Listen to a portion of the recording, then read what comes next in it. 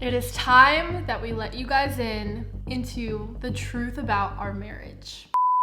Truthfully, we just wanted to sit down and talk with you guys about the ups, the downs, just our relationship in general. But something that I haven't actually shared on here in a really long time, it's been almost like 2 years, is basically kind of just the story of how we met, what led us to getting married so quickly and so young. I know that some of you guys are new here, and so we just want to kind of let you guys in and knowing just where it all started, where it all began. And in order to do that properly, we have to go back to this DM, because he joined my live stream and said he wanted more Christian friends.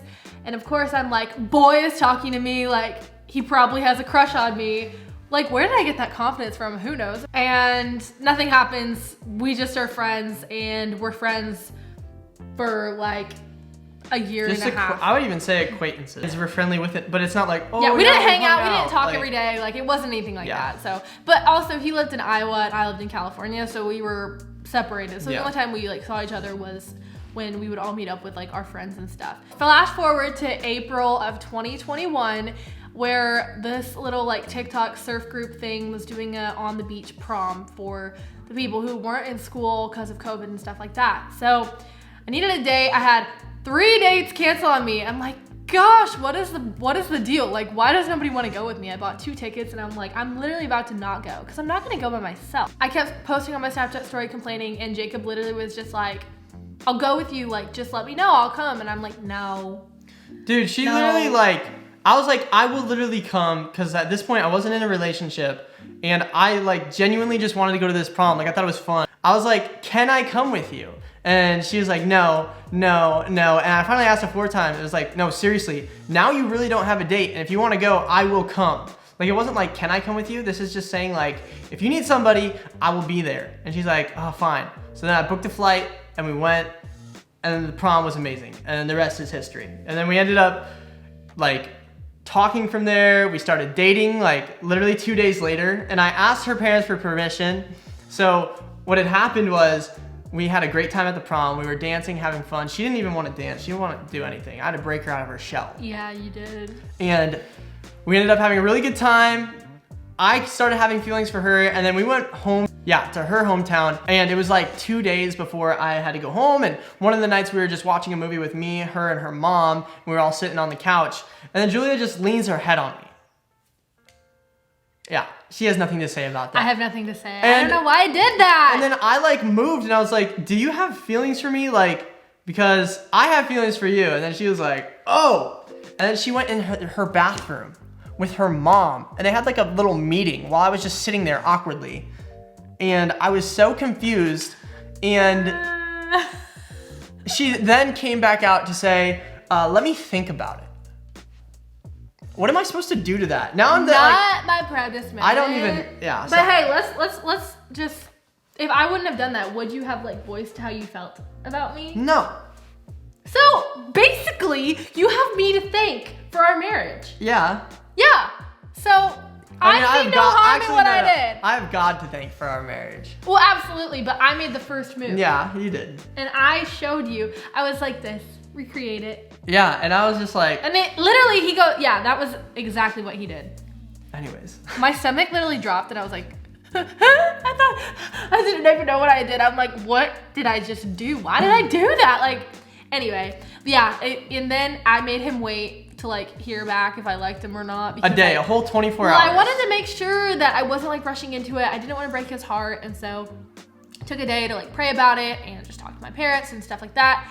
And he asked me like the morning of one of the days, and he's like, well, so do you know yet? And I'm like, no, I don't know yet. And so then we went the whole day like going out to eat, doing all this stuff, and then we get home and I'm like, so I have good news or something like that. I'm like, but yeah, long story short, we started dating, and then long distance started from there. We spent a lot of our time dating long distance, but then we started doing some of the same stuff. So we dated in person, and we dated for about a year and 8 months or so before we got engaged. And we got engaged on November 21st, 2021. It was beautiful, perfect, best day ever. It was actually absolutely incredible. Fast forward from there, we set our wedding date as March 17th. And so that was like 3-4 months after getting engaged. Planned the wedding, best day of our lives. And if you guys haven't seen the wedding video yet, there is a wedding video. It is on Jacob's page, and I have my video reacting to the wedding video on my page, and those will be linked in the description for you guys to go check out. Speaking of which, you should really leave a like, subscribe, and leave a comment of what you guys want to see next, because it really helps us out and it really means a lot. So thank you guys so much for watching in advance. So now that you guys have a super quick backstory on our relationship, we wanted to give you that just ahead of time. So now we're gonna talk about the truth about our marriage. It's not always sunshine and rainbows like you might see on social media or from an outside perspective. There's a lot that goes into marriage, and there's a lot of growth, there's a lot of disagreements, there's good times, there's bad times, and you work through that, and we've already experienced a lot of that. And we want you guys to know that it's normal. And our marriage is so awesome because it's blessed by God. We have been brought together by God, but we're newlyweds. We haven't been married before. Yes, we had been dating for 1.5 years, but there's so much that actually goes into a marriage that there's a lot to learn. One of the big things during marriage that we've noticed, that communication between one another is so important, and to automatically remember, when we voice something that Julia might not like, or when Julia voices something to me that I might not like, and I'm like, oh, I don't know, about what you just said. We have to remember that they're not coming, there, meaning me and Julia, we're not coming at one another with malintent. Our goal in coming to one another is voicing things that we have concerns about, or that we might want the other person to hear, or we might disagree with, or whatever it is, so that we're not in a place where our emotions are all mixed because they might be doing something that is impacting us negatively. It isn't even necessarily so much that we disagree with the content or the concept that's being discussed. It's either number one, the timing of the conversation. Number two, the way we want to go about getting from point A to point B. We may agree that we both need to get to point B, but our way of getting there, is different. And that happens for multiple reasons. Women are wired so much differently than men. Women, they keep things, just everything going on in your brain at one time. And men are more able to compartmentalize. And sometimes, even just to give an example, there may be something that's upsetting me, and that'll hold me back from doing something else. And Jacob's like, okay, well, you just need to get over that and do this. I don't understand it, and I don't think I ever will. And that's the thing, is so there's so many points of conflict there where I'm literally, what the heck, that's so insensitive. No. And he's not trying to be insensitive, but that's how it works in his brain, is he can be okay, I'm just gonna push that to the side. I'll think about that later, and I'm gonna move forward and do this because I have to get this done. Which me, I'm I'd rather sit in my bed and cry about it all day, because that's what I want to do. Naturally, I'm a problem solver, so it's if Julia's in a... Oh, here we go. No, if Julia's in a place where it's she can't get over something, I try to offer her a solution, and I say, okay, let's move away from that. That happened, you can't change it. Let's move to the next thing. And she's still stuck on that thing for 3 days. And it's just for me, I personally don't understand that. And I understand that's the way that she feels, so I try to work through that and just kind of give her time and her space. But for me personally, that's just not how I'm wired. I'm just different in that area. And so and that's true for a lot of men and women. So if you're feeling you're crazy because your husband doesn't understand your emotions, or your boyfriend or your girlfriend. Yeah, and if you feel you're crazy because your wife is just or your girlfriend is just, you think she's insane because her emotions are so crazy. It's that is, God made us all so different. And part of being a woman, we're able to feel really deeply. And when we have children, it's an empathetic thing, and being able to just mother them. There's so many things that come into it, why our brains are wired a certain way. So it's not a bad thing. It's just knowing it so that you can see the problems before they arise and address them. But that's something we've worked through, and I think we've gotten a lot better than we were, especially when we were dating. But there's still hard times. 100%. And we want to be vulnerable with you guys. We've gotten better, but we're never gonna be perfect at it. There's still hard times. There's gonna be times where I let Julia down, where Julia lets me down, and we have to work through that. And that's just natural, and that's okay that, that has to happen. That actually should take place, because that's how you grow. That's how you learn. That's how you get to know the other person better, and how you need to respond to them, or how you need to bring things to them.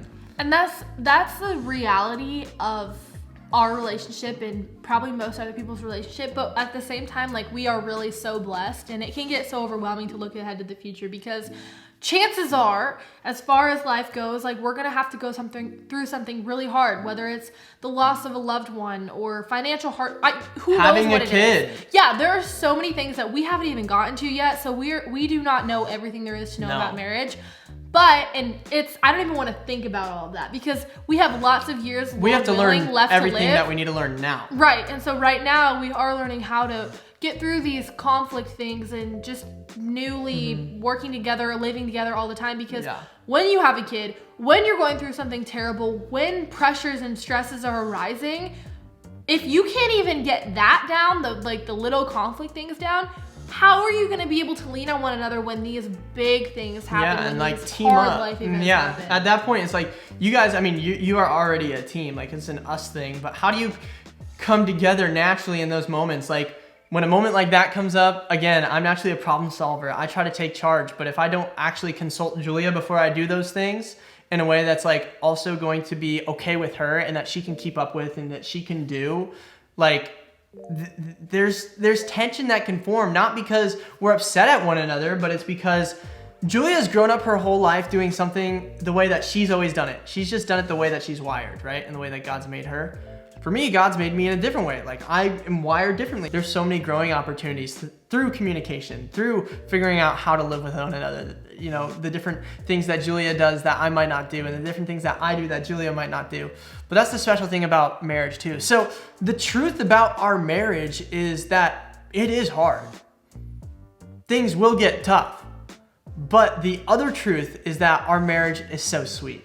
And it's centered around the Lord. And through that, He helps us to get through these different situations that are difficult, that are hard for us to navigate, not only by ourselves, but together. And He, through unity with God, He has definitely helped us to not only work together better, but to just live in unity better, to not, have as many disagreements. And then when we do, to actually communicate in a better way, those types of things.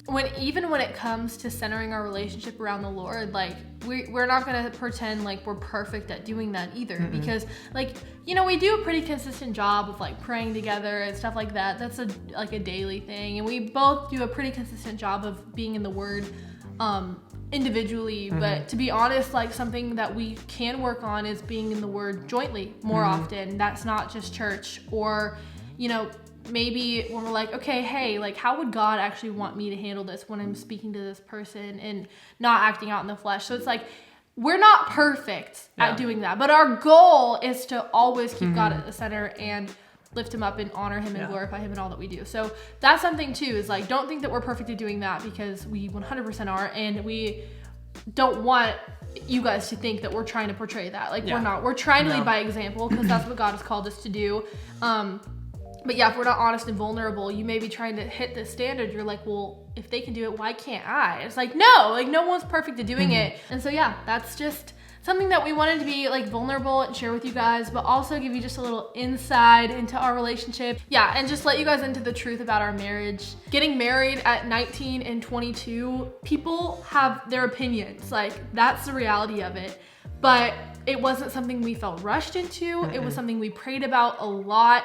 It genuinely has been such a blessing already, and we get to grow up together, learn these things together, and getting married young doesn't make us any better, but it also doesn't set us up for failure either, because we've gotten, wise counsel, we've prayed about it, we've done all of these different things, and so age is not necessarily something that qualifies you for marriage. It's something that definitely helps, but being under the age of 26 doesn't disqualify you. It's different for everybody. So our story is going to look different than yours, and all of those different types of things. Those are things to keep in mind. So we are so blessed to be able to be married, and marriage is just such a sweet thing. Well guys, we hope you enjoyed this video, and if there's anything else that you want to know, you want us to share or talk about, please leave a comment down below. Subscribe, hit the bell for notifications so you can know every time I post. I try to upload every single Monday, and Jacob also has a channel too. All of his information is always listed in the description, and he uploads every Saturday. So